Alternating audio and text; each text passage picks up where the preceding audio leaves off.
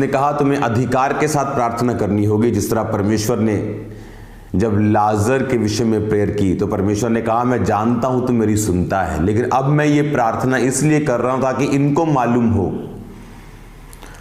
और फिर परमेश्वर ने कहा हे लाजर बाहर आ, और बाइबल कहती वो बाहर आया। बाइबल कहती वो अधिकार के साथ दुष्ट आत्माओं को हुक्म देता था और दुष्ट आत्माएं लोगों में से निकल जाया करती थी। बाइबल कहती वो अपने वचन से बीमारियों को निकाल देता था। बाइबल कहती वो अपने मुंह के वचनों के द्वारा बहुत से लकवे के रोगियों को, बहुत से लंगड़ों को उसने अपने मुंह के वचनों के द्वारा चंगा किया। परमेश्वर अगर ये कहता है कि तुम तेरा ईयर हैप्पीएस्ट न्यू ईयर है, लेकिन उसके लिए क्या इंस्ट्रक्शंस हैं कि तुम्हें अथॉरिटी के साथ प्रार्थना करनी होगी। और कौन वो व्यक्ति है जो अथॉरिटी के साथ प्रार्थना कर सकता है? वो व्यक्ति जो परमेश्वर के साथ सहभागिता में है, फेलोशिप में है, जो परमेश्वर के साथ अच्छे और गहरे संबंधों में है। बाइबल कहती जब नेहेमिया को मालूम हुआ कि मेरे शहर की, जो खुदावंद का शहर, जिसे हम यरूशलेम को खुदावंद का शहर बोलते हैं, बाइबल कहती जब उसकी ग्लोरी, उसके जो शहर पना थी, उसके जो फाटक थे वो जले हुए थे।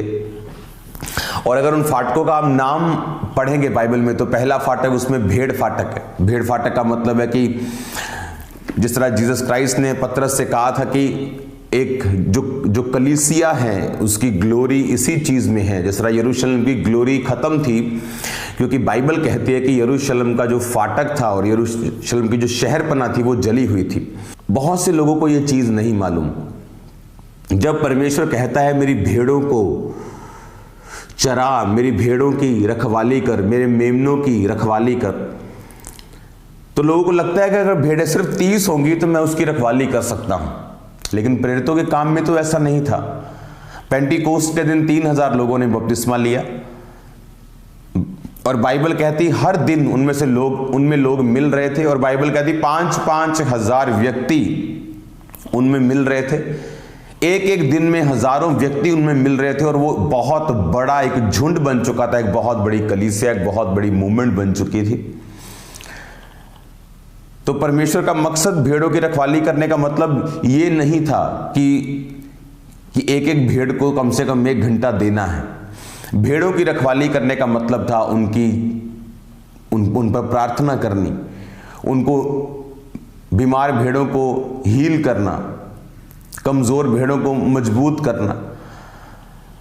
तो बाइबल कहती है कि उन्होंने भेड़ फाटक, यरूशलेम में जो भेड़ फाटक था उसे सबसे पहले मजबूत किया।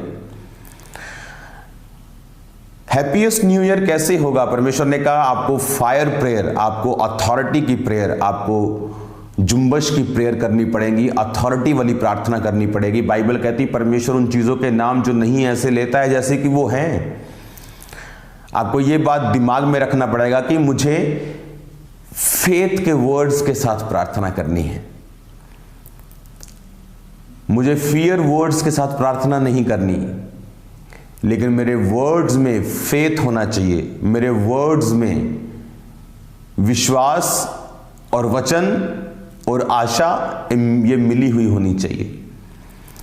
ना कि अगर ऐसा हुआ, ना कि डर, ना कि घबराहट, ना कि खिजाहट। जिस तरह यूहन्ना बपतिस्मा वाले ने प्रेयर की थी कि तू ही है कि मैं किसी और का इंतजार करूं। यह भी एक प्रार्थना ही थी, लेकिन एक डर से जन्मी हुई, एक खिजाहट से जन्मी हुई प्रार्थना। पर बाइबल कहती है छुटकारा इन प्रार्थनाओं से नहीं, बल्कि अधिकार की प्रार्थनाएं और विश्वास की प्रार्थनाओं से आपकी लाइफ में आता है। बाइबल कहती है नेहेमिया को ये मालूम था कि मुझे ये जाना है और काम करना है। और बाइबल कहती है वो राजा के सामने उदास था और राजा ने पूछा तू उदास क्यों है? तू रोगी तो नहीं, तेरा मुंह उतरा क्यों है? तू पहले, आज के पहले कभी उदास नहीं था? जब उसने बताया कि मेरे पुरखाओं का नगर, वहां कब्रें उजाड़ है और वहां पे ये हालत है, तो मैं उदास क्यों ना रहूं? तो राजा ने कहा तुझे क्या चाहिए? और बाइबल कहती है उस 2:4 में लिखा कि उसने कहा स्वर्ग के परमेश्वर से प्रार्थना करके, कि राजा ने सामने से पूछा तो वो राजा से बात नहीं कर रहा, लेकिन अंदर वो मेडिटेट कर रहा है, अंदर वो प्रेयर कर रहा है परमेश्वर के सामने। अगर मैं आपसे आपके सामने प्रीच कर रहा हूं तो अंदर एक विवेक, मेरा अंदर जो इनर वाला अंकुर नरूला है वो परमेश्वर से बात कर रहा है कि परमेश्वर आप समझ रहे मेरी बात को। इस तरह का संबंध उसका परमेश्वर के साथ था, और जो भी चीज वो उसे मालूम था कि मेरी लाइफ में अगर मुझे चाहिए तो मुझे प्रेयर्स करनी है। कौन सी प्रेयर्स? दो तरह की। पहली जो फिलिप्पियों में लिखा हुआ कि तुम्हारे निवेदन, तुम्हारी प्रार्थनाएं धन्यवाद के साथ, विनती के साथ परमेश्वर के सामने उपस्थित की जाए। उसने कहा किसी भी बात की चिंता मत करो। परमेश्वर ने कहा अगर तुम चिंता करोगे तो वो चिंता तुम्हारी प्रेयर का उत्तर नहीं लेके आएगी, बल्कि हो सकता है तुम गलतियां कर दो और अपनी प्रार्थना के उत्तर को लेट कर दो।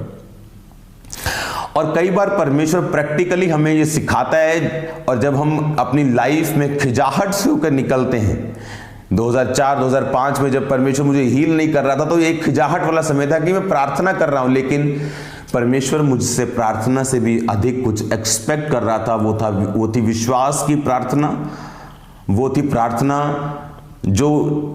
जिसमें डर ना हो, जिसमें खिजाहट ना हो, जो ब्लैकमेलिंग से आजाद हो। नेहमिया ने अंदर प्रेयर करके और राजा से बात की। दो तरह की प्रेयर, एक है अथॉरिटी वाली प्रेयर, एक है परमेश्वर से विनती वाली और थैंक्स गिविंग वाली प्रेयर। उसने कहा कि तुम्हारी विनती, तुम्हारे जो निवेदन हैं वो प्रार्थना और विनती के साथ परमेश्वर के सामने उपस्थित